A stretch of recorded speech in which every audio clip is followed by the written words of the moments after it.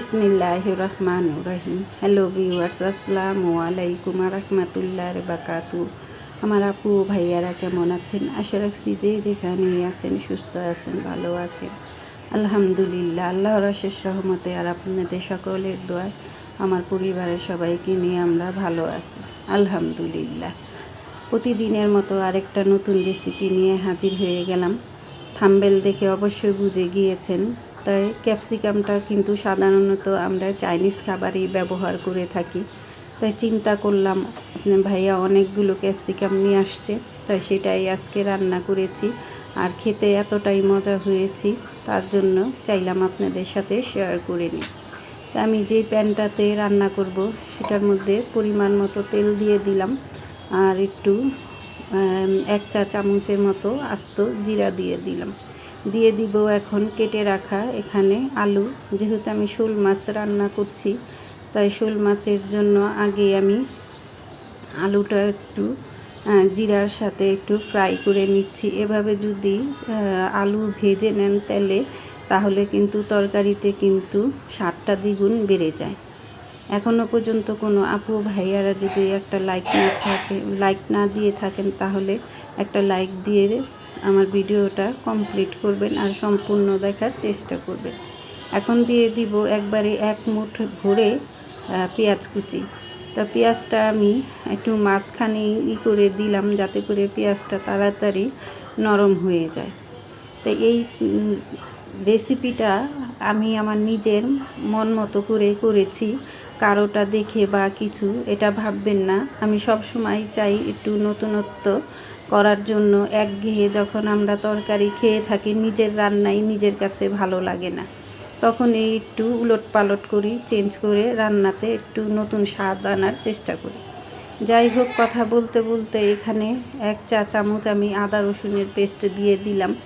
দিয়ে এখন আবার আদা রসুনের পেস্ট এবং পেঁয়াজ আলু এটা সম্পূর্ণগুলো একটু ভালো মতো ভেজে নিচ্ছি, যাতে করে আদা রসুনের কাঁচা গন্ধটা না থাকে এবং আলুর সাথেও মিলে যায়।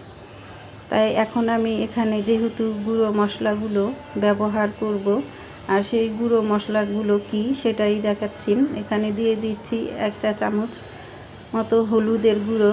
আর ঝালটা তো আমরা একটু বেশি খেয়ে থাকি, তাই ওইটা নাইবাই বললাম। আপনারা আপনাদের পরিমাণ মতো ঝালটা দিয়ে নিলাম। দিয়ে দিলাম হলো ধনিয়ার গুঁড়ো, দিয়ে দিলাম জিরার গুঁড়ো। দিয়ে এখন এখানে আমি পানি অ্যাড করব, যেহেতু শুকনো মশলা, আর শুকনো মশলাগুলো পুড়ে যাওয়ার সম্ভাবনা থাকে, তার জন্য পানি দিয়ে এবং পরিমাণ মতো লবণ দিয়ে এখন আমি মশলাটাকে ভালো মতো কষিয়ে নেব। তো এইভাবে চাইলে আপনারা একবার ট্রাই করতে পারেন, খাবারে কিন্তু নতুন একটা স্বাদ চলে আসে।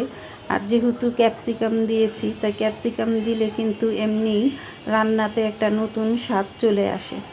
তা কথা বলতে বলতে আমার আলুগুলো সব কষে গেছে। এখন হলো শোল মাছটা দিয়ে দিলাম। শোল মাছটা দিয়েও একটু অল্প সামান্য পরিমাণ পানি দিয়ে এখন মাছটাকেও একটু আলুর সাথে কষিয়ে নেব। তো এখানে বেশি পানি দিবেন না, অল্প পরিমাণ পানি দিয়েই ট্রাই করবেন মাছটাকে কষিয়ে নেওয়ার জন্য। আর ঢাকনা দিয়ে মাছটাকে একটু কষিয়ে নিচ্ছি। তো কষানোর পরে এখন আমি মাছগুলোকে উঠিয়ে ফেলব।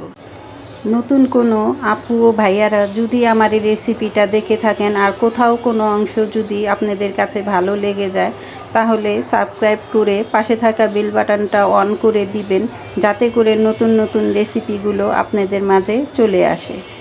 আর যদি সাব করে থাকেন, তাহলে ছোট্ট করে আমার কমিউনিটিতে একটা কমেন্ট করে আসবেন, হাই হ্যালো যাই হোক করে আসবেন। যাই হোক, কথা বলতে বলতে কিন্তু আমি এখানে সিম অ্যাড করলাম। তো সিমটাকে আমি ঢাকনা দিয়ে ঢেকে ভালো মতো কষিয়ে নিলাম। এখন এখানে দিয়ে দিব পরিমাণ মতো ঝোলের পানিটা। ঝোলের পানিটা দিয়ে এখন ভালো মতো নেড়ে চেড়ে, মশলাগুলো যেহেতু চারদিকে লেগে আছে, তা ভালো মতো নেড়ে চেড়ে আমি এই যে সিমটাকেও ভালো মতো সিদ্ধ করে নিয়েছি। 80% মতো সিদ্ধ হয়েছে। এখন হলো কষিয়ে রাখা সেই শোল মাছটা দিয়ে দিলাম। দিয়ে একে সুন্দরভাবে এটা একটু হাঁড়িতে গুছিয়ে গুছিয়ে দিচ্ছি, কারণ একটাই, যখন নাকি রান্না শেষ হবে আর আমরা যখন প্লেটে সার্ভ করতে যাব তখন কিন্তু মাছগুলো ভাঙার সম্ভাবনা থাকে। তাই এই পর্যায়ে এসে আমি আবার দিয়ে দিলাম এই যে ক্যাপসিকাম। এই রান্নাটা এতটা স্বাদ হয়েছে ক্যাপসিকাম দিয়ে রান্না করার পরে, যখন নাকি গরম ভাতের সাথে এই গরম তরকারিটা দিয়ে খেয়েছি। একটা ক্যাপসিকামের কিন্তু নিজস্ব একটা কিন্তু ঘ্রাণ থাকে, আর সেই ঘ্রাণে সম্পূর্ণ তরকারিটাই মৌ মৌ করছিল। তাই যাই হোক, এখানে আমি একটা টমেটোরও সুন্দর করে পাতলা পাতলা করে কেটে নিয়েছি, আর সর্বশেষে ধনিয়া পাতা দিয়ে এই যে আমার রান্নাটা শেষ হয়ে গেল আমার ক্যাপসিকাম দিয়ে শোল মাছ রান্না। চাইলে আপনারা এইভাবে একবার ট্রাই করতে পারেন, খাবারের নতুনত্ব একটা স্বাদ চলে আসে, আর সবার কাছেই কিন্তু এই খাবারটা ভালো লাগবে। তাই সবাই সুস্থ থাকবেন, ভালো থাকবেন। আল্লাহ হাফেজ।